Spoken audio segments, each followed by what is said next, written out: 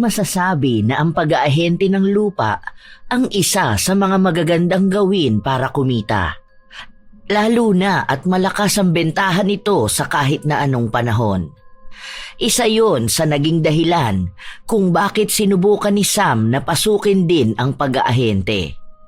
Nasilaw rin siya sa laki ng perang makukuha niya sa komisyon. Ngunit dahil din dito, nagsimulang magsilakbo ang galit na magdadala sa kanya upang balikan ang kakayahan na matagal na niyang kinalimutan. Ito nga kaya ay makakatulong sa kanya upang makamit ang paghihiganting nais niya o ang magkukulong sa kanya sa kasalanang dapat ay limot na niya. Oo nga, maganda nga ang kitaan dito. Imagine, makabenta ka ng 5 million na halaga ng lupa. May 5% commission ka na. May bonus pang 100k. Dun pa lang sa bonus panalo ka na. Paano pa kung nakuha mo na ang komisyon mo? Kung masipag ka pa, tapos marami kang maibebenta, solid na ang monthly income mo niyan. Magiging mayaman ka na kaagad. Kinakabahan kasi ako sa ganyan eh. Baka kasi mamaya takbuhan lang ako ng makakasama ko. Alam mo naman na may mga nakakagalit sa ganyan. Dami ko na kasing naririnig na ganyan eh. Tatakbuhan ba naman kita? 5 taon na tayo magkakilala, Sam. Alam mo naman na noon pa man, matagal ko na itong ginagawa. Kahit magtanong ka pa sa mga kasamahan kong ahente ng lupa, wala akong tinabla sa kanila. Tignan mo si Marie. Hindi ba nakapagpatayo na siya ng sarili niyang bahay? Dati magka-partner kami niyan. Kaso, nagsolo na siya ngayon kasi gusto niya siya lang ang mag-isa sa komisyon. Pero ikaw kasi, hindi mo pa pwedeng gawin yun. Dahil bago ka pa lang. Mahirap kang makahanap ng may-ari ng lupa na magtitiwala sa'yo. Ako, marami na akong kakilala. Kaya nga gusto kitang maipasok sa ganitong linya. Kasi nararamdaman kong magaling ka rito. Para naman, makaangat ka na rin sa buhay. Sino-sino ba naman ang magtutulungan, di ba? Tayo-tayo lang na may hirap, na may pangarap sa buhay. Sige, kakausapin ko muna si Mister. Basta balitaan mo ko ha. Bukas ipapakita ko sa'yo yung lupa na ibebenta natin. Para maipaliwanag ko sa'yo ang mga gagawin mo. Madali lang naman yun. Walang trabaho si Sam dahil ang gusto ng asawa niya ay manatili lamang siya sa bahay. Meron silang 2 anak. Ang bunso na lang ang pinag-aaral nila. Ngunit kahit na ganoon, hindi pa rin maiwasan na makaramdam sila ng hirap sa buhay. Ginugusto ni Sam na magkaroon pa ng ibang pagkukuhanan ng pera. Sinubukan na niya ang pagbebenta ng mga alahas, ngunit hindi yun malakas sa kanilang lugar. Kahit ang pagbebenta ng pagkain, naging matumal na rin sa kanilang bayan. Nabalitaan niya lang ang ganda ng kitaan sa pag-aahente noong narinig niya ang kapitbahay nilang pinag-uusapan yon. Nang makausap niya si Rick, naengganyo siya, ngunit may pagdadalawang isip pa rin. Nang gabing yon ay kinausap ni Sam ang kanyang asawa at tinanong kung pwede siyang mag-ahente ng lupa dahil pakiramdam niya ay doon sila yayaman. Pumayag naman ang kanyang asawa, ngunit sinabi na huwag niya lang pababayaan ang kanilang pamilya. Sinigurado naman ng ginang na kaya niyang pagsabayin ang pag-aalok ng lupa at ang pag-aasikaso sa kanilang pamilya. Habang nasa kusina, naguhugas ng plato ang bunso niyang anak na si Gigi. 2 lang silang naiwan sa kusina. Ma, narinig ko po usapan niyo kanina ni Papa. Gusto niyo raw po maging ahente ng lupa. Ganun ba yung sa ginagawa ng mama ni Angel? Yung sila maghahanap ng buyer, tapos sasamahan nila yung buyer na tingnan kung maganda yung pwesto ng lupang bibilhin nila? Oo, ganun nga. Di ba ang dami nilang pera? Balita ko nga nakabili sila ng sasakyan tapos cash pa. Kasi ang laking parte ng lupa ang naibenta nila. Ganun nga ang iniisip ko. Baka kapag nakatsyempo ako ng buyer na makakabili ng malaking lupa, baka makapag-start na rin ako ng negosyo. Kaya nga po yun din kasi ang kwento sa akin ni Angel. Siguro mga 2 years na rin yun ginagawa ng mama niya. Maganda nga raw po talaga kasi malaki ang komisyon. Nakakagala nga sila sa ibang bansa Kaya nga gusto ko sanang subukan. Baka doon ko na makuha ang swerte. Paano? Awang-awa na ako sa papa mo.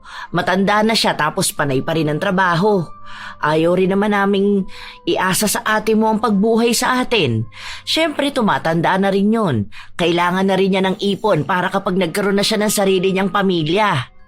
Ayokong isipin niyo na responsibilidad niyo kami. Pero mag-iingat lang po kayo kasi ang sabi sa akin ni Angel, ilang beses na rin daw naloko ang mama niya. Kasi may mga kapwa-ahente raw na ng O11. Minsan daw inaagaw po yung buyers. Kaya dapat talaga matalino pagdating sa ganyan. Huwag daw basta magtitiwala kasi nga malaking pera talaga ang nakasalalay. Si Rick naman ang makakasama ko eh. Mabait naman yon. Ilang taon na kaming magkakilala nun. Siguro naman hindi niya yon gagawin sa akin. Siya nga ang magtuturo sa akin eh. Basta po sinabihan lang kita. Kasi kahit ang mabait na kakilala mo, pagdating sa pera biglang nag-iiba. Lalo na po kayo, mabait kayo. Mamaya lamangan kayo tapos okay lang sa inyo. Kilala ko po kayo, ma. Minsan kahit alam na nga ninyong niloloko kayo, para kayong bulag na binabaliwala lang.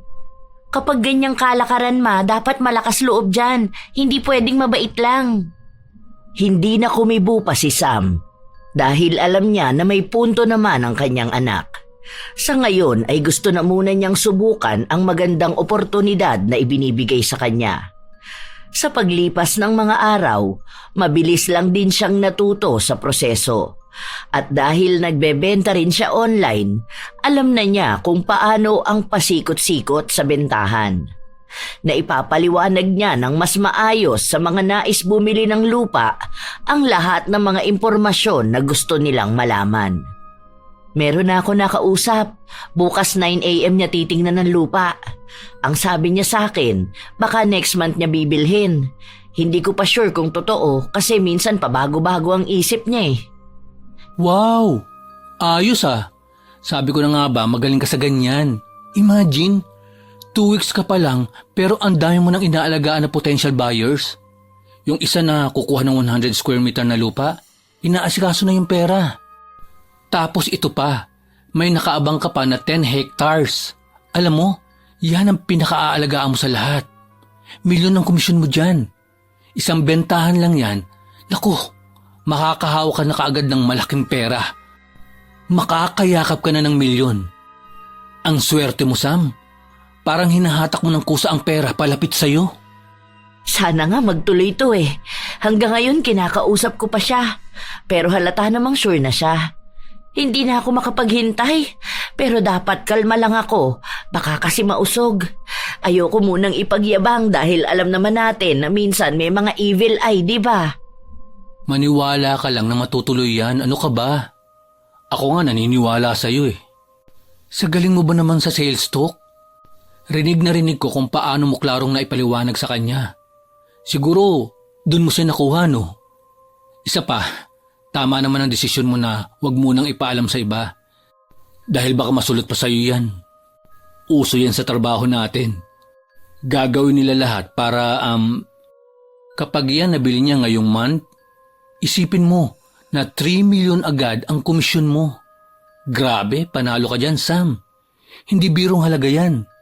Kapag natuwa pa sa'yo ang may-ari ng lupa, malamang yan, baka dagdagan pa ang komisyon mo. Mabait din kasi yung buyer. Mukhang mabilis lang kausap. Ikaw rin naman makakakuha eh. Partner tayo rito. Ikaw pa naman ang kumakausap sa may-ari ng lupa. Panigurado, malaki rin ang makukuha mo. Mababa lang sa akin kasi parang nakikibakas lang ako. Nasa 1M lang tong sa akin. May dagdag siguro ng konti dahil ako nga ang mag-aasikaso ng mga papel. Tapos, direct ako sa may-ari. Pero ayos na rin yun kasi malaki na ring halaga yun. Tapos naiisip ko naman na hindi ka naman iba eh. Ikaw ang mas may deserve sa malaking komisyon. Ikaw ba naman ang nagpupuyat para makausap ang buyer? Ganun ba? Parang ang liit naman pala ng makukuha mo. Hayaan mo, bibigyan na lang kita doon sa isa pang bonus na makukuha ko. Basta next week babalik daw sila. Baka doon na nila kunin ang lupa. Excited na ako. Sakto, malapit na ang birthday ng asawa ko. Para sana maranasan naming makapaggalaman lang. Tapos ipapaayos ko na yung bahay namin. Para kasing gigiba na yung bubungan eh. Kapag inabot pa yun ng tag-ulan, problema yun dahil ang daming butas nun. Ang malala pa, baka magiba na. Ang tagal ko na gustong mapaayos yun eh. Hindi lang talaga kaya ng budget namin. Sa laki ng komisyon mo, hindi lang basta bahay niyo ang maipapagawa mo. Baka nga makagawa ka na rin ng mansyon mo. Tapos may sarili kang sasakyan. Ang plano ko lang talaga ipaayos muna ang bahay para kapag hindi na nagtatrabaho ang asawa ko, doon lang kami. Tapos ang iba para na sa future ng mga anak ko. Siguro kukuha ko ng sasakyan tapos negosyo na makakatulong sa amin pagtanda namin. Masipag ka naman. Kaya alam ko matutupad din lahat ng gusto mo. Diba?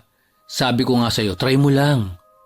Bigla ang yaman talaga. Tamang sipag at tiyaga lang sa ganitong larangan. Ngayon pa lang, nakikitaan na kita ng malaking potensyal. Sa susunod niyan, yung mga may-ari na ng lupa ang kusang lalapit sa'yo para magpabenta ng lupa. Mas mataas na komisyon pa yun. Kaya malaking pasalamat ko sa tulong mo eh. Hindi ko to alam kung hindi mo ko tinuruan. Huwag kang mag-alala, tumatanaw ako ng malaking utang na loob. Kaya kahit nasan ako magpunta at anumang pagtagumpayan ko, palagi kitang kasama. Sus, ano ka ba? Para dun lang. Marami na rin naman ako natulungan, hindi lang naman ikaw. Kaso, yung iba na nagsolo na, nakalimutan na ata ako.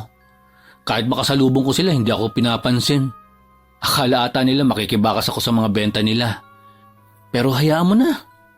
Alam ko naman na hindi ka nila katulad eh.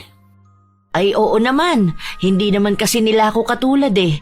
Siguro yan yung mga tao na ayaw malamangan. Kaya ang akala nila sa'yo kalaban ka nila. Ang bait mo nga eh, hindi mo ako pinabayaan sa mga ganito. Kasi naging mabait ka rin sa akin. Ganun lang yun. Babalikan ka ng kabutihan mo sa kapwa. Basta, full support ako sa'yo. Lalo na ngayon nakikita ko kung paano ka unti-unting nagtatagumpay sa pagiging ahente mo. Malaki talaga ang magiging pasalamat ni Sam, lalo na at unti-unti na rin niyang nakikita na may nangyayari sa kanyang ginagawa. Iniisip niya pa lang, alam na kaagad niyang mabibigyan na niya ng magandang buhay ang kanyang pamilya, lalo na ang kanyang 2 anak. Sa paglipas ng mga araw, naging maganda ang takbo ng pag-aahente ni Sam. Ang dapat nabibili ng ilang ektaryang lupain ay nagkaroon ng problema sa paglabas ng pera nila sa bangko, kaya aabutin pa yon hanggang sa susunod na buwan. Ngunit nakabenta naman siya ng iba pang lupa, kahit na maliliit lang na porsyento yon, malaki na ang naitulong sa kanyang pamilya. Nasimula na rin niyang maipagawa ang ibang parte ng kanilang bahay. Hindi na sila kinakapos sa pera, kaya nakakain na nila ang mga gusto nila. Alam niya sa kanyang sarili na malayo na talaga ang nilalakbay ng kanilang pamumuhay. Gusto niyo bang lumabas naman tayo next month? Parang ang sarap siguro sa Baguio o kaya Ilocos ano? Kahit mga 1 linggo lang tayo. Wala namang pasok ang 2 to dahil Holy Week. Tapos pwede naman sabayan ng leave ni Ana. Ano sa tingin niyo? Minsan lang naman to sa 1 taon eh. Ang mahal lang gagastusin natin doon, ma. Sayang naman ang pera. Pwede naman outing na lang tayo dyan sa libreng dagat. Saka na natin gawin yun kapag kaya na namin ni ate. Kasi sa ngayon, baka bigla tayong magipit eh. Gusto naman namin yung idea na gagala tayong pamilya. Kaso malaki magagastos natin, ma. Hayaan nyo kapag nagkaroon na ako ng trabaho, kahit sa nyo pa gustong gumala, lahat yun pupuntahan natin. Bakit nyo ba iniisip ang magagastos? Kung sakali nga kahit mag-1 linggo pa tayo sa El Nido ba yun? Yung nakita kong magandang dagat sa Palawan. Kahit doon tayo magstay, hindi naman basta mauubos ka agad ang pera natin. Para namang ang dami mong pera, ma. Ano, may milyon ka na ba? Nanalo ka ba sa loto nang hindi namin alam? O baka naman may nakuha kang pamana sa pamilya mo na hindi mo alam na milyonaryo pala? Wala pa, pero parating na ang milyones ko. Bukas, kukunin na nung matandang mayaman yung 10 ektaryang lupain na sinasabi ko. Cash niya yun babayaran. Tapos ang sabi ng may-ari ng lupa, dadagdagan niya ang porsyento ko dahil ang bilis lang ng naging transaksyon namin sa pagbebenta ng lupa. Mabait din at madaling kausap yung buyer. Sabi nga ni Rick, tuwang-tuwa raw sa akin ang may-ari ng lupa kasi ako lang daw ang nakapagbenta ng lupa na yun. We, totoo ba yan, ma? Magkakaroon na ng milyon ng pamilya natin? Sa pagkakatanda ko, kasi simula mo lang dyan Paano nangyari yun? Sigurado po ba kayo dyan? Malaking pera yan, tapos hindi nyo man lang nakakausap ang may-ari. Palagi pang dumadaan kay Kuya Rick. Sabi ko nga sa'yo, maganda talaga ang ganitong pag-aahente. Malaki ang kitaan at mabilis lang yumaman. Basta samahan mo lang talaga ng sipag at tiyaga. Minsan kasi may mga makukulit na panayan tanong tapos hindi naman bibili.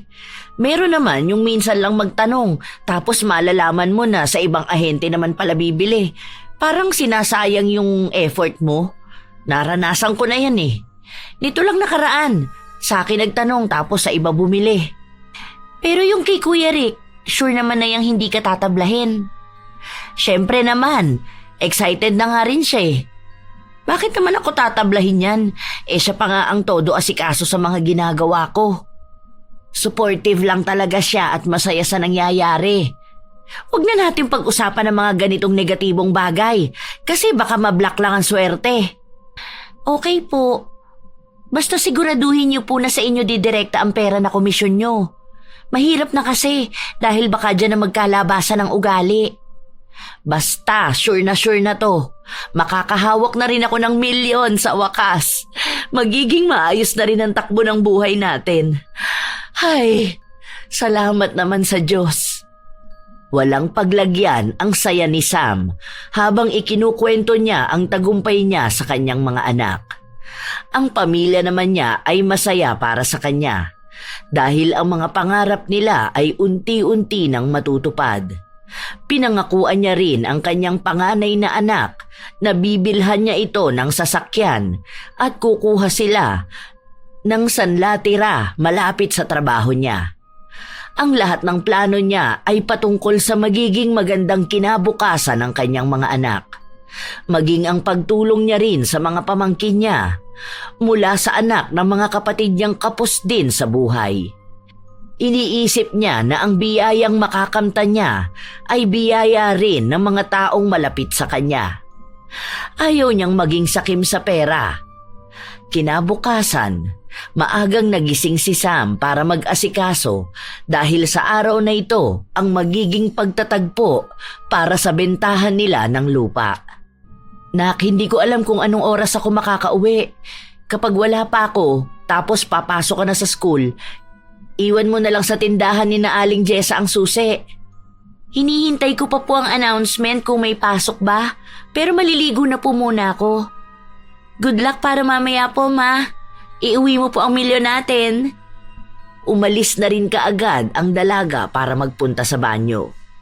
Habang abala si Sam sa pag-aasikaso sa kanyang sarili, ilang sandali pa ay narinig niya ang malakas na sigaw ni Gigi na umaalingaw-ngaw sa loob ng bahay. Mama! Si Papa bigla na lang bumagsak! Naku! Anong nangyari? Dalian mo dyan, gisingin mo ang ate mo. Samahan niyo akong dalhin sa ospital ang papa niyo. Bilisan mo! Naghahalo na ang pasanin sa utak ni Sam. Hindi na niya naisipan pa ang tungkol sa lupa dahil ang iniisip niya sa ngayon ay ang kalagayan ng kanyang asawa. Nang makarating sila sa ospital, tila ba naging blanko ang kanyang kaisipan. Para siyang nakalutang at hindi na maintindihan ang mga salitang naririnig sa paligid. Umupo ka na lang muna dyan, ma. Kumalma ka po muna. Magiging maayos din si Papa. Baka masama lang ang pakiramdam niya. Hintayin na lang po natin ang doktor na lumabas. Yan kasing papa niyo Sinabi ko na nga na wag na siyang masyadong magtrabaho. At kapag masama ang pakiramdam niya, pwede naman siyang hindi pumasok. Ang tigas kasi ng ulo niyan Ilang beses ko na siyang tinanong kung may sakit ba siya, pero panay siyang sabi na kaya naman daw niya. Hindi ko alam ang gagawin ko kapag may masamang nangyari sa papa niyo. Huwag po kayo magsalita ng ganyan, Ma. Basta magiging ayos po siya mamaya. Kumalma po kayo. Baka naman bigla kayong atakihin sa puso. Kami na muna po ni ate ang bahala rito. Inabutan ni Gigi ng tubig ang ina, habang ang ate naman niya ay nakikipag-usap sa doktor na kalalabas lang ng emergency room. Nang matapos ang usapan na yon, agad na lumapit si Ana sa kanyang ina at sinabi na na-stroke ang kanilang ama. Tila ba pinagbagsakan ng langit at lupa ang pamilya nila. Noong araw din na yon, ilang beses na tinawagan si Sam ng matandang bibili ng lupa.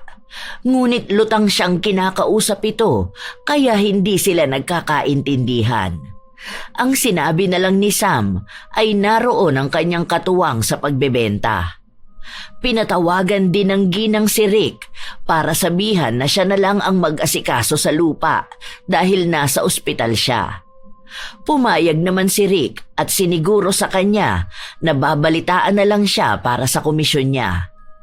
Kinabukasan, si Gigi ang inutusan ng kanyang ina para puntahan si Rick sa bahay nito. Dahil ang huling balita lang na sinabi ni Rick ay tapos nang magbayad ang matandang bumili ng lupa. Magandang araw po, Kuya Rick. Pinapunta po ako ni Mama. Ang sabi niya nakausap na raw po niya kayo tungkol sa komisyon niya. Oo. Andito ka na pala. Akala ko mamaya ka pa pupunta. May ginagawa pa kasi ako eh. May mga inaasikaso akong papeles. Pinapatapos kasi sa akin ito para dun sa ibang mga lupa na naibenta namin. Medyo busy kasi ako eh. Sa komisyon lang po ito ni Mama. Doon po sa sinasabi niyang 10 hectares na naibenta kahapon. Pwede raw po ba na makuha na yung pangunang pera?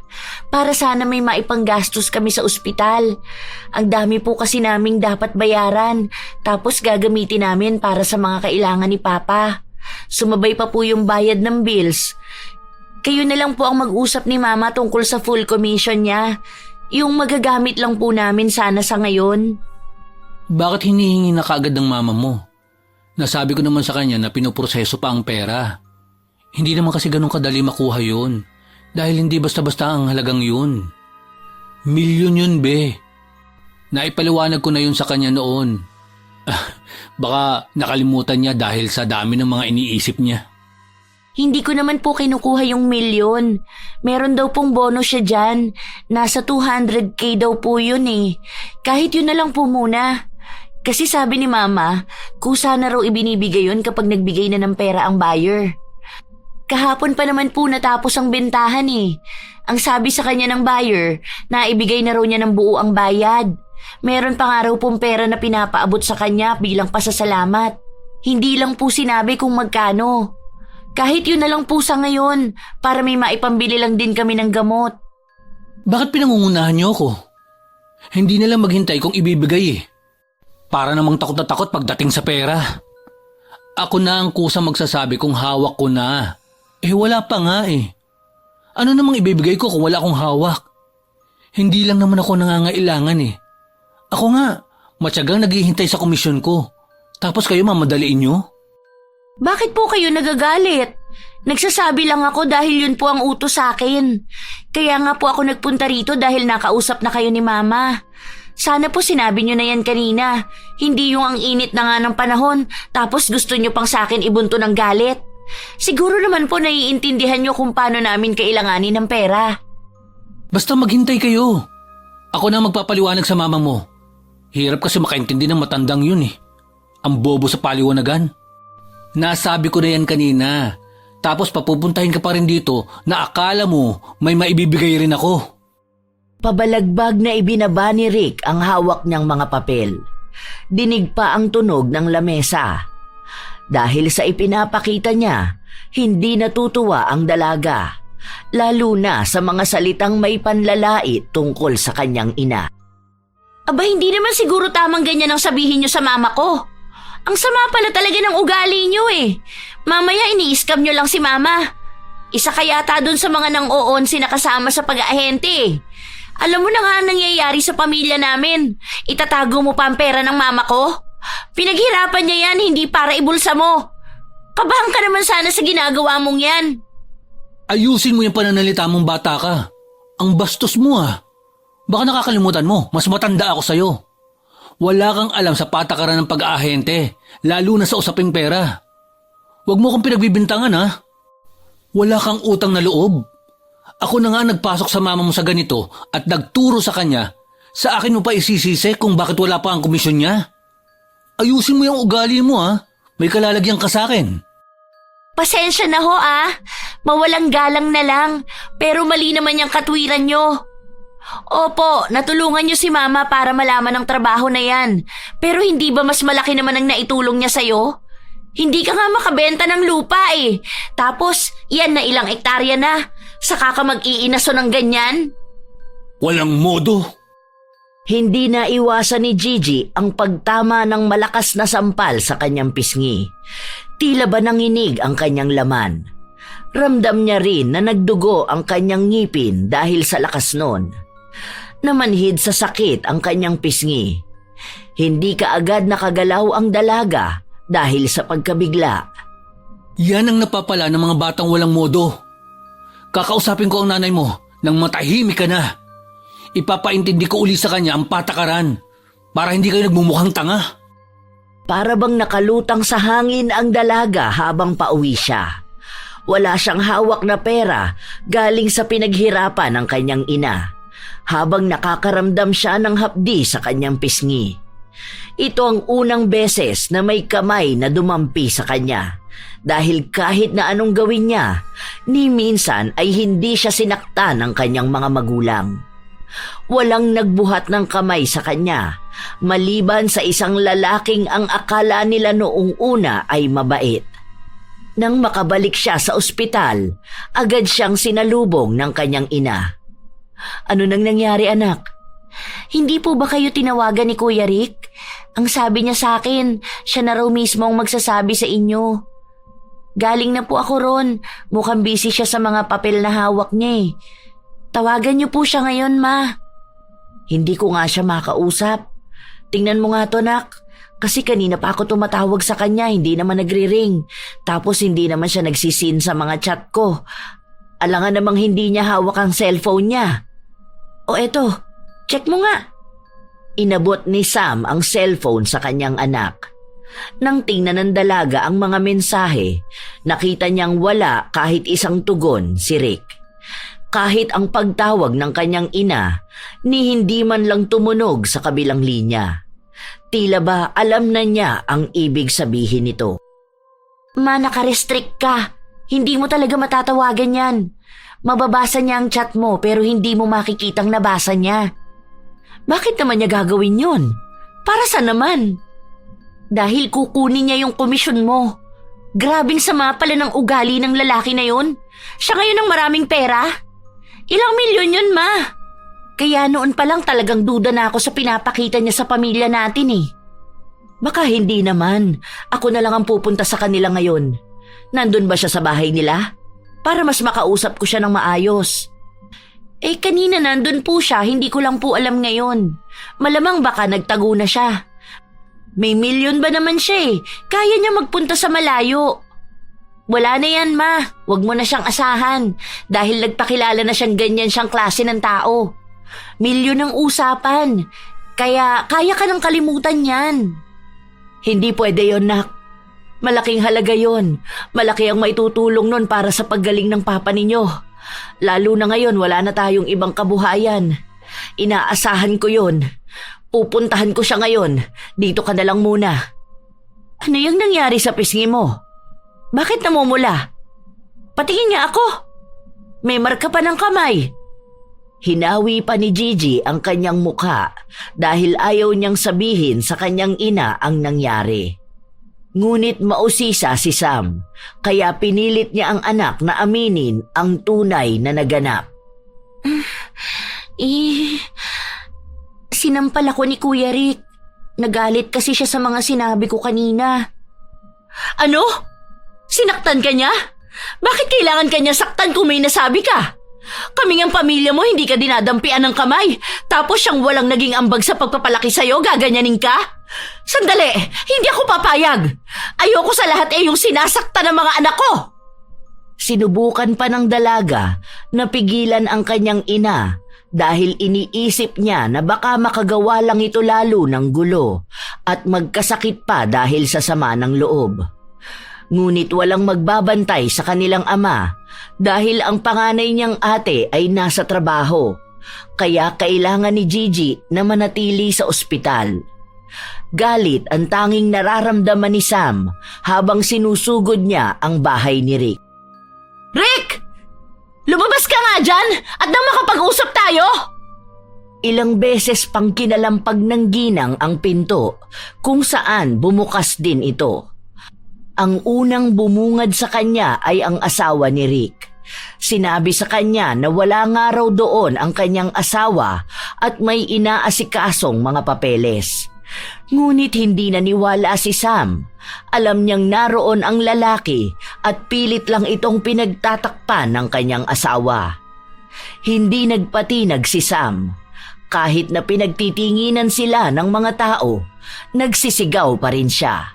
Hanggang sa napalabas niya ng tuluyan si Rick. Ano bang iskandalo to, Sam? Bakit sumusugod ka pa sa bahay namin kahit gabi na?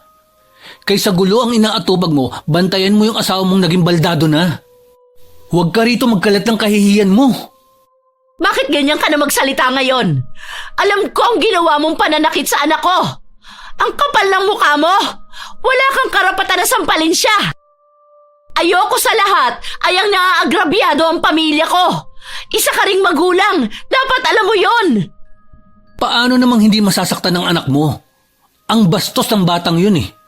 Alam mo bang kung ano-ano ang sinasabi tungkol sa akin? Hindi man lang magkaroon ng utang na loob na tinulungan kita na magkaroon ng ganitong trabaho.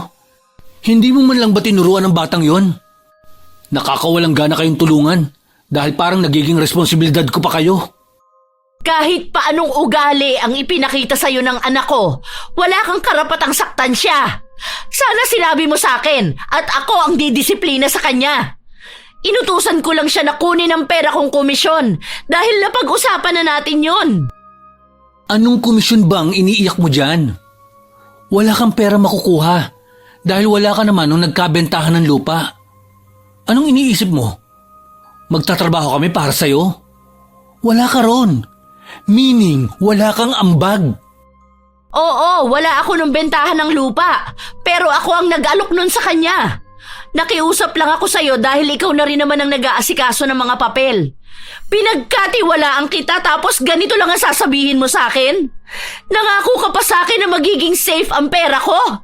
Tapos ngayon, kung umasta ka, akala mo may naging ambag ka sa pagkumbinsi sa kanyang bilhin ng lupa na yon? Ay, anong akala mo sa akin, tauhan mo? Hindi mo ata alam ang batas sa pagiging ahente. Kapag wala ka sa lugar ng bentahan, kahit ikaw pa ang nagpakahirap sa buyer, hindi ka makakakuha ng komisyon. Hindi mo ba naiintindihan na sinugod sa ospital ang asawa ko kaya wala ako roon? Tingin mo ba uunahin ko pampuntahan kayo kesa asikasuhin ang asawa ko? Hindi ba pumayag ka naman na ikaw na muna ang humarap sa buyer dahil kailangan kong manatili sa ospital? Tapos ngayon aangkinin mo na ang lahat na parang ikaw ang nagpakahirap. Alam mo, ayoko ng gulo sa totoo lang, Sam.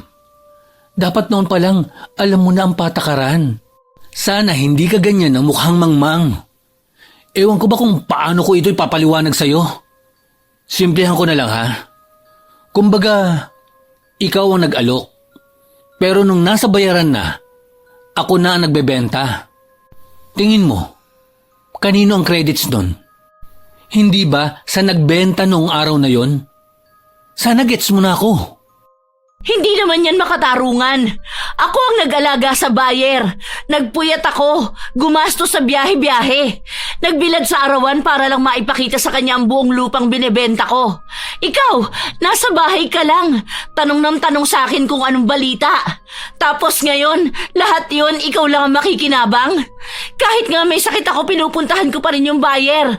Tapos wala man lang mapupunta sa akin kahit na magkano. Ewan ko sa pinaglalaban mo. Hirap mong makaintindi kasi. Yan ang hirap sa'yo, Sam.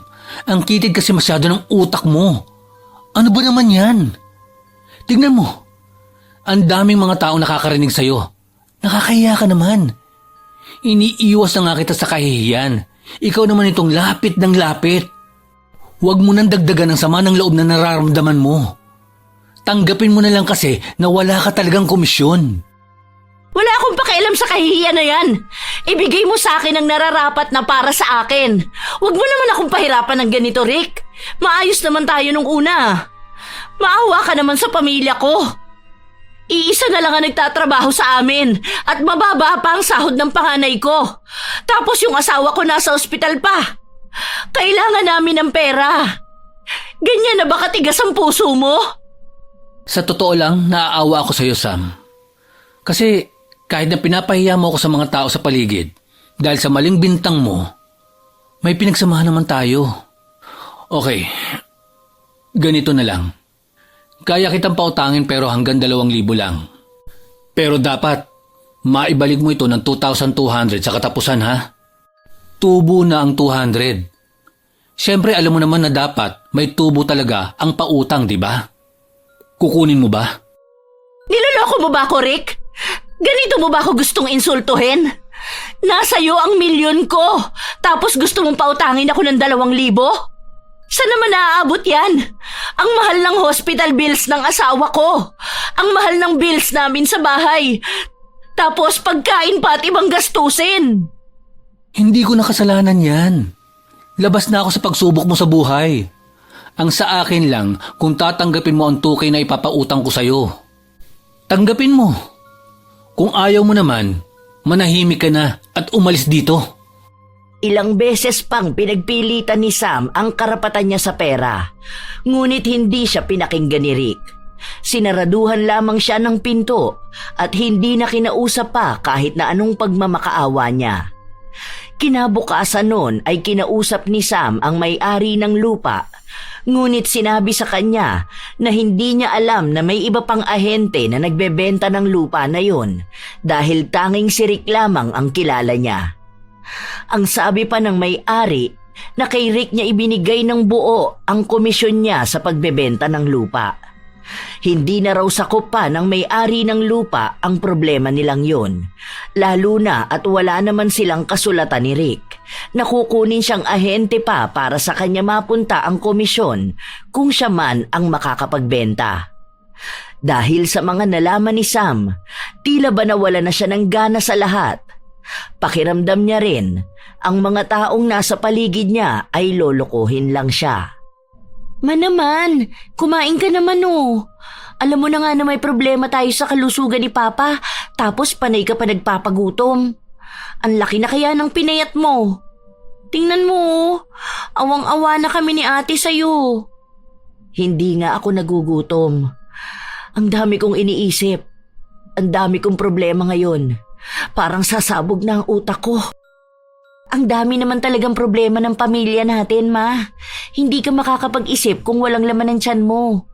Sige na, konti lang naman to. Maawa ka naman sa amin, Ma. Kapag pati ikaw nagkasakit, saan na lang kami pupulutin ni ate? Nag-iisip na nga ako kung itutuloy ko pa ba ang pag-aaral ko o magtatrabaho na lang ako para naman may maitulong ako sa pamilya natin. Hindi naman dapat ganito eh. May malaki akong pera.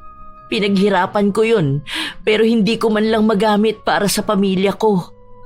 Ang nagpapakasarap sa pera ko ay yung taong walang naging ambag. Hindi yun makatarungan eh. Yun ang bagay na hirap akong tanggapin. Ando na po tayo sa hindi na natin makuha ang pera.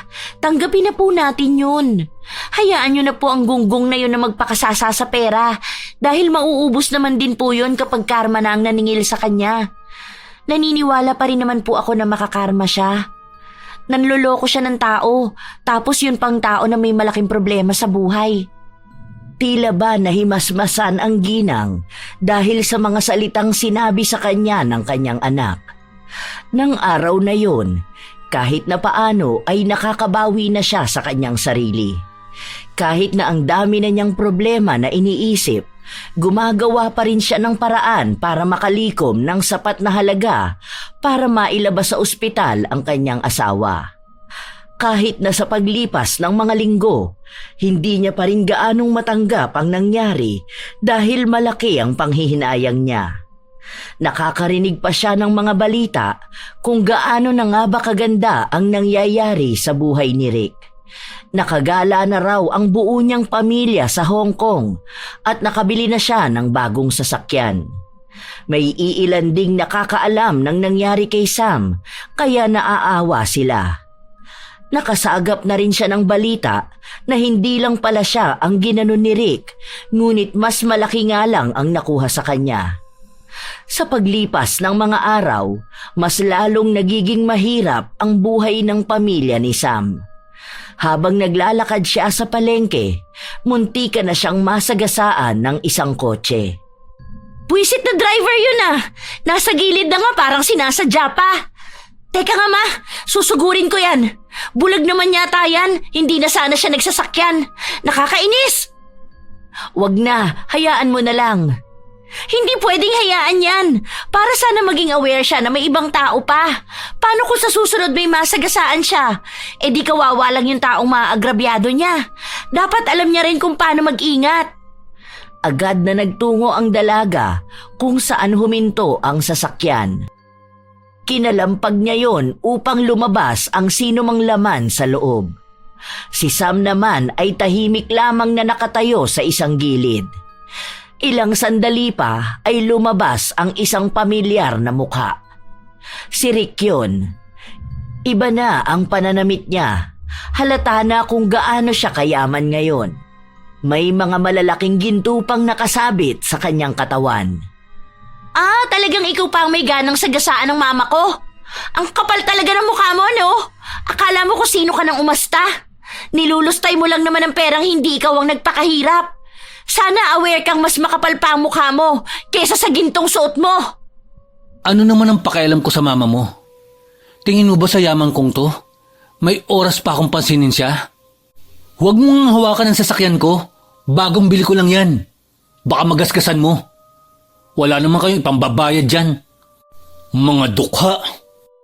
Ay wow! Nagsalita ang manlolokong akala mo nilinisan siya ng pera. Hindi pa rin pala talaga nagbabago yung ugali mo, no? Kaya ganyan ang nangyayari sa inyo. Dahil sa kasutilan mong bata ka. Hindi ako manloloko.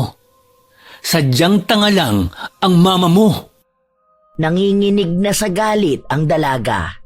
Hindi niya kailanman ninais na marinig ang mga salita na yon, lalo na at pang-iinsulto yon sa kanyang ina. Marahan naman na lumapit si Sam upang tawagin ang kanyang anak. Ayaw niyang makita si Rick at kahit man lang marinig ang boses ng lalaki dahil pakiramdam niya ay bumabalik lang lalo sa kanya ang galit. Kanina ka pa pala nandyan, bakit hinahayaan mo yung anak mong gumawa ng iskandalo? Galing talaga kayo sa angkan ng mga iskandalosa, no? Siguro ang mga ninuno nyo, yan yung mga gumagawa ng gulo noong unang panahon. Kaya kayo ngayon pinaparusahan dahil na rin sa kagagawa ng lahi nyo. Hindi mo alam kung saang angkan ako nagmula. Huwag kang mag-alala, malalaman mo na. Yun lamang ang tanging salitang binitawan ni Sam. Matapos nun ay umalis na rin kaagad sila ng kanyang anak. Naririnig pa nila ang boses ni Rick na nilalait sila. Alam ni Sam na malaki ang nagbago sa ugali ni Rick simula nang nagkaroon ito ng pera. Iniisip ng lalaki na kahit anong mangyari ay hihiga siya sa limpak na salapi. Nang makauwi na ang dalawa, inasikaso na kaagad nila ang pagkain dahil pupunta pa sa ospital si Sam. Dahil siya ang papalit sa panganay niyang anak na magbabantay sa kanyang asawa. Nak, ikaw na munang magbantay sa papa mo. Wala naman kayong pasok bukas, di ba? Bakit po? Pwede naman po, pero kasi maglalabas sana ako. Ako na ang bahala dyan. Basta ikaw na munang magbantay sa papa mo. Bukas na ako pupunta. Aasikasuhin ko lang yung mga papel sa munisipyo para makalabas na siya. Aayusin ko rin kasi ang kwarto. Hindi na umapila pa ang dalaga. Nang maasikaso na nila ang lahat ng mga gamit na dadalhin sa ospital, umalis na rin kaagad si Gigi. Si Sam naman nanatili sa loob ng bahay. Madilim na ang kalangitan at siya na lang mag-isa. Nakakabinging katahimikan, ngunit may mas nakakagalit na sigaw siyang naririnig. Mula yon sa kanyang puso, sa galit na namumuo sa kanya. Hindi ko akalain na babalikan ko ang gawain na ito. Babalikan ko ang kapangyarihan na nagmula sa aking ninuno. Pumasok sa loob ng kwarto si Sam. Binuksan niya ang lumang aparador kung saan nakalagay ang kanyang mga lumang gamit. Kinuha niya ang librong itim. Ang hiyaw ng mga kaluluwang galit ay muling tumatawag sa kanya. Simula nang magkaroon ako ng pamilya, ipinangako ko sa sarili kong hindi na kita kailanman bubuksan. Ngunit ngayon na ang pamilya ko na ang naaagrabyado, ikaw lang ang nag-iisang bagay na makakatulong sa akin. Kailangan kita ngayon. Kailangan ko ang galit na magbibigay katarungan sa paghihiganti ko. Marahan na binuklat ni Sam ang libro. Tila ba ang bawat nakatatak sa itim na libro ay sabik din sa kanyang pagbabalik. Ang kakayahan na minsan niyang tinalikuran ay muli niyang niyayakap. Sinimulan niyang gumawa ng ritual. Kahit na matagal na ang nakalipas, simula ng huling beses niyang mambarang. Tila ba kabisado niya pa rin ang lahat. Hindi na naging mahirap pa para sa kanya ang ginagawa niyang ritual.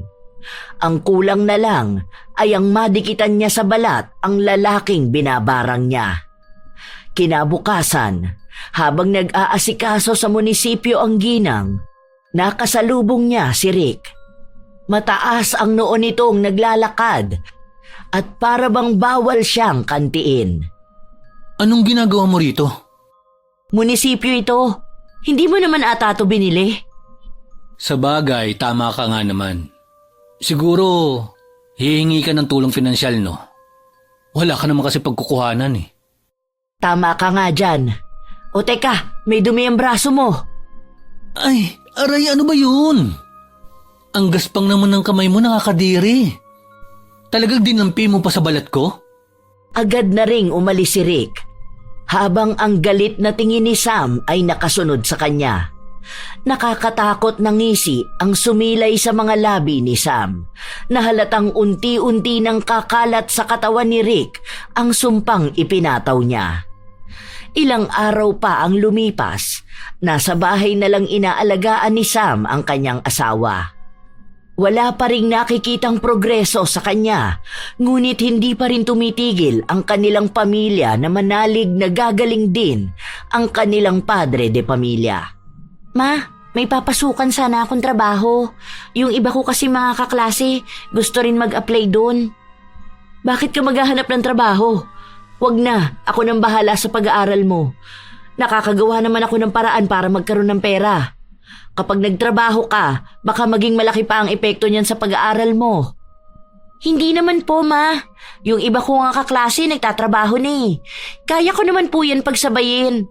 Hayaan niyo na po ako. Mas bata po ako sa inyo at mas malakas naman akong di hamak. Dito na lang po kayo sa bahay. Kahit na kayo na lang po muna ni Papa ang magkasama. Habang nag-uusap ang mag-ina, nakarinig sila ng usapan mula sa labas ng bahay. Dahil doon ay agad na nakuha ang kanyang atensyon, lalo na nang marinig nila ang pangalan ni Rick. Ano kaya yung pinag-uusapan nila, Ma? Kasi narinig ko yung pangalan ni Rick. Baka nagyayabang na naman yung lalaki na yun, ano? Hindi na napigilan pa ni Gigi na makisali sa usapan ng mga matatanda nilang kapitbahay. Nakatayo lang siya sa tapat ng bahay at kahit na hindi siya magtanong ay kusa niyang nakuha ang impormasyon na gusto niya. Dahil sa pagkabigla, agad niya ring ikinuwento sa ina ang balita na kanyang nasagap. Ganun ba? Tama lang siguro sa kanya yun. Nakapagtataka lang. Kahapon lang nakita ko siya sa grocery. Ang yabang pa nga niya eh. Pinapakita niya kung ano yung nabili niya. Tapos bigla na lang makakabalita na may sakit siya. At eto pa, Ma. Alam mo bang ang sabi pa nila na nagbubutas-butas yung balat niya tapos may mga salagubang na lumalabas? Grabe! Sobrang weird, no? Hindi ba marami naman siyang pera? Siguro magagamot yun ng doktor niya. Marami naman siya ipinagyayabang. O sige na, may mga aasikasuhin pa ako. Hindi pinapahalata ni Sam na masaya siya sa kanyang nabalitaan. Lalo na at umiepekto na ang barang na kanyang ginagawa. Nagsimula na ang pag-ugong ng balita sa kung ano nga ba ang nangyari kay Rick. Kahit na sa paglipas ng mga araw at linggo, yun pa rin ang naririnig ng ginang sa kahit saang parte ng lugar siya magpunta. Kilala si Rick sa kanilang lugar, kaya madali lang din kumalat ang anumang nangyayari sa kanya. Wala namang nagiging tugon si Sam. Ang para lamang sa kanya ay unti-unti nang pinagbabayaran ni Rick ang malaking atraso nito sa kanya. Isang araw, naglilikom ng damit ang mag-ina nang dumaan ang asawa ni Rick. Halata na aligaga siya. Te, bakit ka nagmamadali? Saan ka ba pupunta? Sumagot ang babae na may hinahanap siyang erbal at hindi niya alam kung saan mahahanap ang halaman na yon. Ang sabi kasi sa kanya ay yon ang gamot na malakas pangontra sa barang. Ngunit kahit saan sila magpunta, hindi nila mahagilap. May mga binili na rin daw sila, pero lahat yon ay peke. Nang makaalis ang babae, agad na lumapit si Gigi sa kanyang ina na walang kahit na anong emosyon na makikita sa mukha. Narinig ko sa kaklase ko, Ma, na nabarang daw yang si Rick. Kasi hindi naman daw normal na may mga salagubang nalalabas sa balat ng isang tao. Oo nga naman. Totoo palang barang? Nakakatakot naman.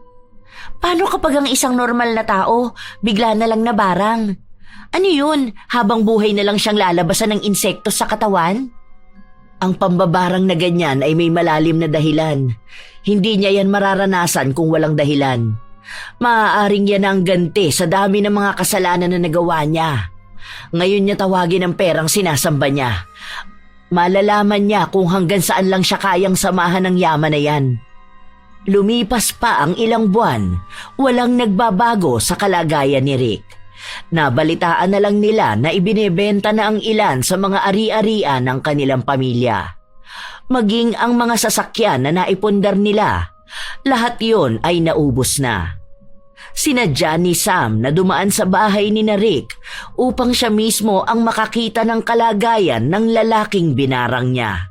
Noong una, hindi naman talaga niya gustong pumasok sa loob ng bahay. Ngunit ang asawa na mismo ni Rick ang nagpapasok sa kanya. Nakikita mismo ng mga mata ni Sam kung paano bumagsak ang katawan ni Rick. May mga butas din sa kanyang katawan kung saan pinaglabasan yon ng mga salagubang. Hindi na siya nag-aksaya pa ng oras sa pananatili, lalo na at ayaw naman talaga niyang makausap si Rick. Hindi rin siya nakaramdam ng kahit na anong awa dahil ang mga ganoong senaryo ay normal na sa kanya noong bata pa lamang siya. Umuwi ng bahay si Sam kung saan niya naabutan ang anak na naglilinis ng kwarto at hawak ang librong itim. Ano yung ginagawa mo, Gigi? Bitawan mo nga yan. Bakit kailangan pati ang mga luma kong gamit ay pakialaman mo? Hindi ko naman po sisirain. Nakita ko lang yan kasi naghahanap ako ng gamit ni Papa. Ano po ba yan, Ma? Wala namang nakasulat dyan, pero may mga natatanaw akong bakas. Para saan yan? Lumang-luma na yan ah. Basta wag mong pakikialaman ito, ha? Kahit na anong mangyari, wag mo na ulit itong hahawakan. Kahit na maraming katanungan na nabuo sa utak ni Gigi, sinunod niya pa rin ang kanyang ina. Ngunit sa paglipas ng mga araw, tila ba binabagabag ang dalaga sa maaaring lihim na nakakubli sa librong itim.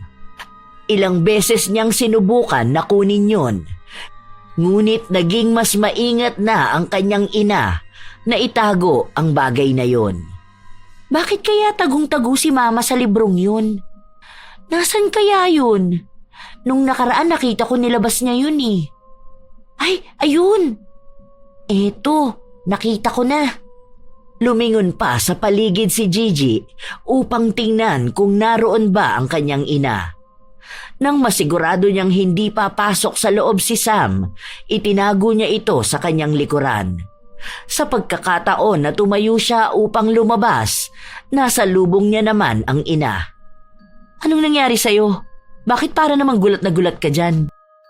Po, hindi naman po. Nabigla lang ako. Hindi ko kasi alam na parating kayo. Galing po kasi ako sa kwarto. Inasikaso ko lang po si Papa. Natutulog po siya ngayon. Ganun ba? Akala ko kasi nagmamadali kang umalis. Opo, nagmamadali rin po ako. May pupuntahan po kasi kami ngayon ni Jelly. Kasi nagpapasama po siya sa akin. Sige po ma. Tawagan niyo na lang po ako kung may kailangan kayo. Hindi pa nakakapagsalita si Sam dahil agad na ring umalis ang kanyang anak. 2 araw ang lumipas, hindi napansin ng ginang na nawawala ang librong itim na gamit niya dahil hindi niya pa ito muling binubuksan. Sa pagsapit lamang ng Biyernes, doon niya ito hinanap para sana sa panibago niyang ritual na gagawin. Nasaan na yun? Dito ko lang yun nilagay ah. Imposible namang mawala yun. Nako, hindi pwedeng malaktawan ang ritual na ginagawa ko. Ay, nasa na ba kasi yun? Sandaling natigilan si Sam sa paghahalungkat matapos na pumasok sa kanyang utak ang naging tagpo nila ng anak niya. Napansin niyang may itinatago sa kanya si Gigi at maaaring dahil yon sa pagkuha niya ng libro. Hindi na nag-aksaya pa ng oras si Sam. Pinuntahan niya kaagad ang anak na nasa loob ng kwarto nito. Pagpasok niya, sabay pa silang nagkagulatan. Naabutan ng ginang ang anak na nakadapa sa kama habang binubuklat ang bawat pahina ng itim na libro. Agad siyang lumapit at inagaw ang librong naglalaman ng mga ritual. Hindi ba sinabi ko na sa'yong huwag mo tong pakikialaman? Bakit ba ang tigas ng ulo mong bata ka? Huwag mo na tong hahawakan kahit na kailan. Ano po bang meron dyan, ma? Sa katatago mo sa akin, mas lalo kong ginugusto na malaman ang laman yan. Hindi ko maintindihan dahil may mga nakikita akong kakaibang sulat. Hindi ko siya mabasa, pero parang naiintindihan ko. Ano po ba yan? Libro ba yan ng mga mangkukulam? Basta, wag mo na itong pakikialaman! Tama po ba ako? Kasi nag-research ako tungkol dyan. Nakita ko na ang ganyang klase ng libro nagmumula lang sa mga mangkukulam o sa mga tao na may alam sa itim na kapangyarihan. Hindi raw po yan kayang intindihin ng sino mang makakakita niyan. Pero pwede ang tao na nagmula sa lahi ng mga mangkukulam. Kaya nilang maintindihan yan.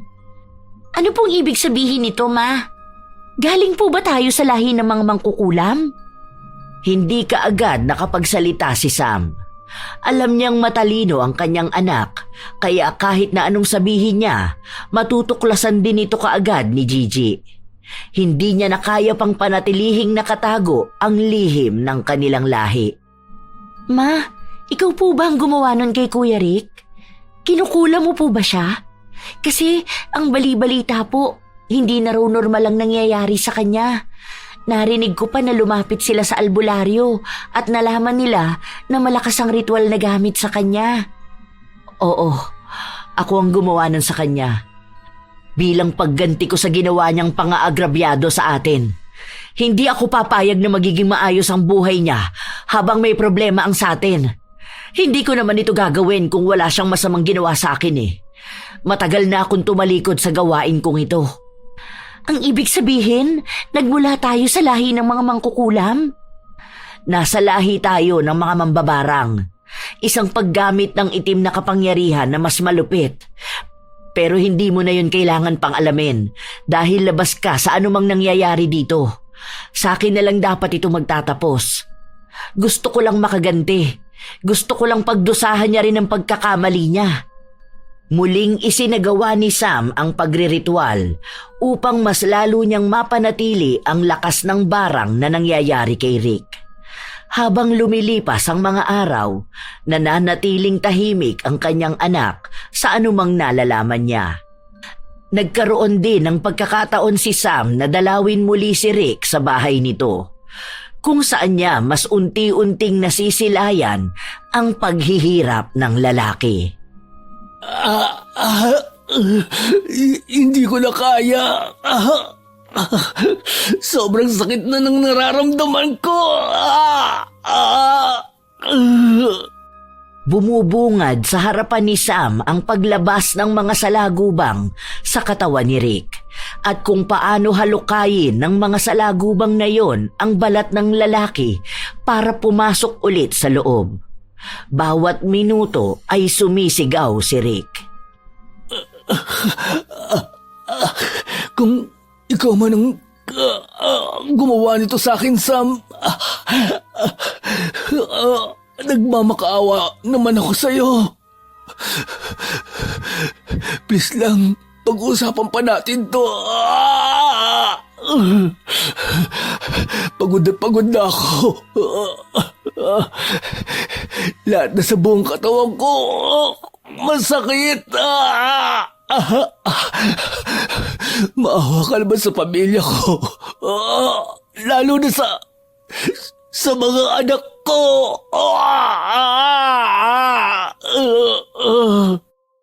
Ako ba ang unang tao na naisip mong kayang gumawa niyan sa'yo? Isa ka lang sa naisip ko.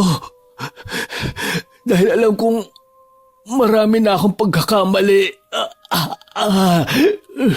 Ang dami kong naagrabyadong tao. Hindi lang ikaw.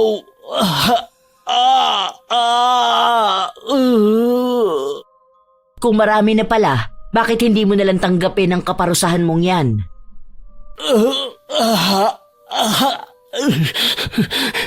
Sobrang sakit nito. Lahat na naapektuhan sa amin. Ang kabuhayan ng pamilya ko. Ang mga anak ko. At ang mga pangarap ko para sa kanila.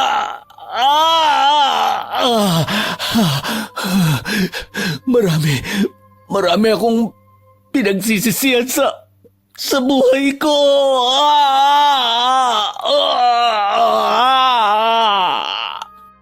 Nakakaramdam ka pa pala ng mga ganyang bagay? Ngayon mo pa naramdaman na magsisi kung kailan ganyan ang nangyayari sa'yo?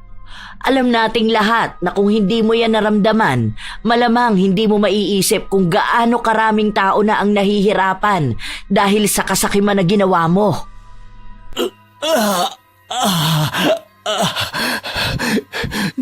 Naiintindihan ko ang galit na nararamdaman mo para sa akin.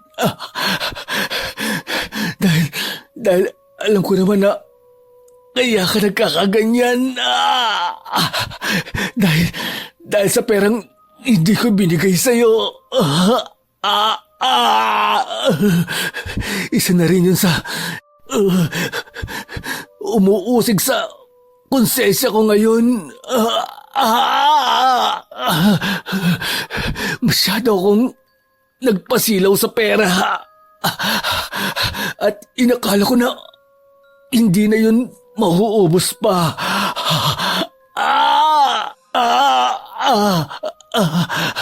Ngunit ngayon na hindi na kinaya ng pera na pagalingin ako. Napagtanto ko na hindi lang pala sa pera umiikot ang buhay ng tao. Iyon nga ang hiningi ko ng tawad sa'yo. Hindi ko man hinihiling na mapatawad mo kagad ako. Pero sana dumating ang araw na na mangyari yun.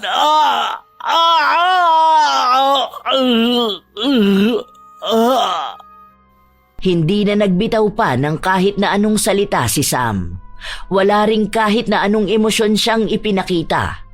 Ang alam niya lang ay naghihirap na ang lalaking binarang niya. Nabibigyan na rin ng saysay ang pagdurusa niya dahil lang sa panloloko ng lalaki na yon. Sa paglipas ng mga araw, palala ng palala ang balitang natatanggap ni Sam tungkol sa kalagayan ni Rick. May isa kasing albularyo na gumamot sa kanya, ngunit hindi kinaya ang lakas ng sumpa na ipinataw niya. Kaya sa halip na gumaling ang lalaki, nakaramdam pa ito ng mas malala. Dumoble ang bilang ng mga salagubang na lumalabas sa kanyang katawan. Habang nasa labas si Sam at nagpapahangin, nilapitan niya ang kanyang bunsong anak. Ma, andyan ka pala? Akala ko naman po natutulog na kayo ni Papa. Hindi ba malamok dyan? Bakit gising ka pa? Matulog ka na rin at may pasok ka pa yata bukas. Huwag ka na sinabing magpuyat eh. Exam nyo pa yata. Wala naman pong pasok bukas. Holiday po, di ba? Dito na lang po muna ako. Sasamahan ko na lang kayo makapag-isip-isip. Alam ko po na tungkol yan sa pambabarang nyo kay Kuya Rick. Alam nyo po ba na walang-wala na talaga sila? Kahit po yung mga benepisyo sa gobyerno, hindi na nila magawang malapitan. Yun ding mga anak niya, hindi na yata nakapag-aral pa. Sayang nga, ang talino pa naman nung isa niyang anak. Bakit kailangan mo pang sabihin sa akin yan? Tingin mo ba mababago niya ng isip ko? Hindi ko naaalisin sa kanya ang sumpa. Hindi naman siya kaagad mamamatay dahil mahaba pa ang lalakbayin ng pagdurusa niyang yan. Yun na nga po napakahabang pagdurusa para sa kanya. Naiintindihan ko naman po na galit kayo sa kanya. Dahil na rin sa pagiging sakim niya, nahihirapan tayong ipagamot si Papa. Pero hindi po ba kahit na paano naman nagiging maayos na ang kalagayan ni Papa? Nagtutulungan naman po tayong pamilya. Sinaktan niya ako, galit na galit din ako sa kanya. Pero ngayon po na nakikita ko siya, siguro naman po sapat na yung pagbabalik nila sa hirap para lang tigilan nyo na yan. Bata ka pa anak, kaya hindi mo pa masyadong naiintindihan ang mga bagay-bagay. Hindi lang naman siya sa akin may kasalanan eh. Para na rin niyang paghihigante ng mga taong hindi makaganti. Alam niyo po ba na napatawad na siya ng mga yun? Yung ibang naagrabyado niya, yun ang tumutulong sa pamilya niya. Siguro naman po sapat na yun para ma-realize niya rin ang pagkakamali niya. Bakit hindi niyo po siya bigyan ng isa pang pagkakataon para patunayan na nagbago na nga siya? Kasi po sa nakikita ko sa inyo, kayo na rin po mismo ay nagbabago na. Parang noong muli niyong ginawa yung ritual, ibinabalik niyo sa sarili niyo ang galit ng nakaraan. Lahat na po ng bigat na ipon na sa inyo. Ayaw niyo pong maipasa sa amin ang kapangyarihan at ang sumpa ng galit. Ngunit paano niyo po yun maiiwasang maibigay sa amin kung ngayon pa lang pinaparamdam niyo na sa amin na ito ang lahing pinagmulan at ang lahing ipagpapatuloy namin? Iba na po ang pakiramdam sa loob ng bahay. Hindi na po ito ganun kasaya katulad noon. Kahit hindi niyo sabihin, ramdam namin ang mga kaluluwang napupuno ng galit. Please ma, kayo na rin po ang nagsabi sa akin. Mas magaan ang pusong nagpapatawad. Sana po alam niyo rin yun para sa sarili niyong galit. Hindi ko po gustong pangunahan kayo, pero umaasa din akong maramdaman ulit ang kapayapaan sa bahay natin. Hindi na naalis pa sa isipan ni Sam ang mga salitang sinabi sa kanya ng kanyang anak. Ilang araw pa ang lumipas, hindi pa rin binabawi ng ginang ang anumang sumpang nakapataw sa kaluluwa ni Rick. Nakatanggap siya ng balita na tila ba ubos na ang lakas ng lalaki at siya na rin daw mismo ang nagmamakaawa sa kanyang asawa na wakasan na lang ang kanyang buhay para hindi na rin sila mahirapan. Doon na tila ba unti-unting nakaramdam ng awa si Sam. Lalo na nang nakita niya ang mga anak ni Rick na nahihirapan na rin sa buhay. Nagtatrabaho sila sa murang edad at hindi na naituloy pa ang pag-aaral. Nalaman ni Sam na lahat ng ginagawa niya ay nagkakaroon ng malaking epekto sa mga inosente. Ayaw niyang makita ang mga anak niyang naghihirap ng ganon. Kaya bakit nga ba niya hahayaan ang mga bata na yon na ganon ang maranasan? Galit siya kay Rick, ngunit naisipan niyang oras na para magpatawad. Binawi niya ang sumpa. Noong una ay nahirapan pa siya dahil sa lakas ng ritual na gawa niya noon. Nagkasakit din siya dahil sa pagsalo pabalik ng sumpa, ngunit hindi rin naman yun nagtagal. Sa paglipas ng mga linggo at buwan, unti-unti na ring umayos ang kalagayan ni Rick. Nawala na ang paglabas ng mga salagubang, ngunit kailangan pang maghilom ang mga sugat sa kanyang katawan. Alam ko po ang ginawa niyo, Ma. Salamat po dahil ikaw na ulit ang mama namin na hindi napupuno ng galit.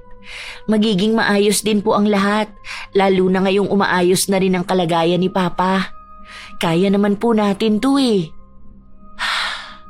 Sana nga lang magbago na ng tuluyan si Rick. Dahil kung hindi, marami pang tao ang makakawawa at makakaranas ng lupit ng buhay. Siguro naman po alam na niya kung gaano kahirap makarma. Kaya alam na niyang hindi siya manlalamang ng kapwa. Nabalitaan ko nga po na ginagamot na lang yung mga sugat niya sa katawan. Laking tuwa nga ng pamilya niya. Sa mga susunod po na buwan, kapag tuluyan na siyang gumaling, doon na natin makikita ang malaking pagbabago sa kanya. Sa ngayon, sa halip na tungkol sa galit ang pagtuunan natin ng pansin, balik po tayo sa pamilya natin, Ma. Sa mga pangarap natin at pagtulong kay Papa. Katulad nga ng sinabi ni Gigi, itinuon na lamang ni Sam ang kanyang atensyon sa pag-aalagang muli sa kanyang pamilya. Doon siya nakaramdam ng kaginhawaan, lalo na nang nakakagalaw na ulit ang kanyang asawa. Nakakatulong na rin si Gigi, lalo na sa pinansyal. 1 taon ang lumipas hanggang sa muli na ulit nakabawi si Rick. Mahal na araw noong muli silang nagkita dahil kahit na malapit ang bahay ni Rick, hindi na nagawa pa ni Sam na pumunta roon. Pwede ba tayo mag-usap muna? Doon na lang muna kami, Ma. Bibili lang din po ako ng tubig. Hinayaan ng kanika nilang pamilya ang dalawa na makapag-usap. Hindi pa man nagsasalita si Rick, ramdam na kaagad ang sinseridad sa kanyang mga mata. Ang tagal na rin pala nating hindi nagkikita. Sa pagkakatanda ko, huli mo ako nakausap noong panahong may mga salagubang na lumalabas sa katawan ko. Oo, nung humingi ka ng tawad sa akin dahil sa nagawa mong pagkuha ng komisyon ko. Oo, at yun pa rin ang gusto kong ihingi ng tawad sa iyo. Grabe, hindi ko akalain na kahit ilang milyon pa ang hawak ko. Hindi ko alam na ganun lang yun mauubos. Ngayon, magaling na ang mga sugat ko. Pero may mga peklat pa rin talagang naiiwan. Isa na rin itong tanda at paalala sa akin sa napagdaanan kong paghihirap. Sa tuwing nakikita ko ito, naaalala ko ang pangalawang buhay na mayroon ako. Tinuturing kong pangalawang buhay ito. Dahil ito, yung buhay na gusto ko ng pagbabago. Mabuti naman natutunan mo na rin ang mga ganyang bagay. Ang akala ko kapag naging maayos ka na ulit, babalik ka sa dati. Hindi na. Marami na ang nagbago sa pananaw ko. Simula nung nagkasakit ako ng ganun kalala. Ayoko na ulit maranasan yon. Karma na nga akong may tuturing. At ngayon na napatawad na ako ng mga taong nagawan ko ng masama, hindi ko napapangarapin pa uli na gumawa ng mali. Totoong nagbago na ako. Isipin mo rin sana ang pamilya mo. Maaaring sila rin ang nagligtas sa'yo para magkaroon ka ng panibagong pag-asa. Basta sa akin, napatawad na kita. Hindi na rin ako umaasa na muling magkaroon ng kahit na anong koneksyon sa'yo. Lahat tayo may mga natututunan sa mga nangyayari sa nagdaang taon. Hayaan mong mabawi ko ang tiwala mo.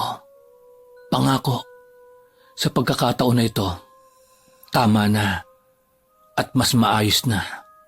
Sa'yo ako nakagawa ng malaking pagkakamali. Hindi na kailangan pa, Rick. Magbago ka lang para sa sarili mo at wala na sanang sino man ang makaranas ng nangyari sa akin. Sarili mo ang tulungan mo at ang pamilya mo. Wala na sa akin ang pagbabalik ng tiwala. Ang mahalaga na lang ngayon ay ang pagpapatawad na naibigay ko. Hindi na naghintay pa ng salita si Sam. Nagpaalam na rin siya kaagad upang umalis na. Hindi na niya kailangan pang pahabain ang kanilang usapan. Nasabi na niya ang lahat ng gusto niya at hanggang doon na lang yun. Muling umandar ang mga araw, gumagaling na rin ang asawa ni Sam. Ang librong itim na hawak niya ay tuluyan na rin niyang ibinaon. Ayaw na niyang makagawa pa ng pagkakamali na magtutulak sa kanya para balikan ang anumang kapangyarihan na kanyang binitawan na. Lagi nang nakatatak sa kanyang utak ang sinabi ni Gigi na ang kanilang tahanan ay hindi niya dapat pinahihintulutang pasukin ng galit. Dahil ang galit na yon ang tuluyang sisira sa ganda ng kanilang pamilya. Namumutawi ang galit sa sino mang naaagrabyado na tanging paghihiganti lamang ang nagiging sandalan. Ngunit sa huli, mapagtatantong pagpapatawad pa rin pala ang tanging magpapalaya sa mga galit na kaluluwa. Shout out sa ilan sa mga masusugid nating tagapakinig. Christine Rapanan, Romulo Laman Jr., Chris Alcantara, Vivian Baterbonia, Cute Survivor, Leia Tuazon, Cola Lona, Kuya Gio 720, at Mary Grace Maloloyon. Ito ang inyong Lola Telang at maraming salamat sa inyong pakikinig.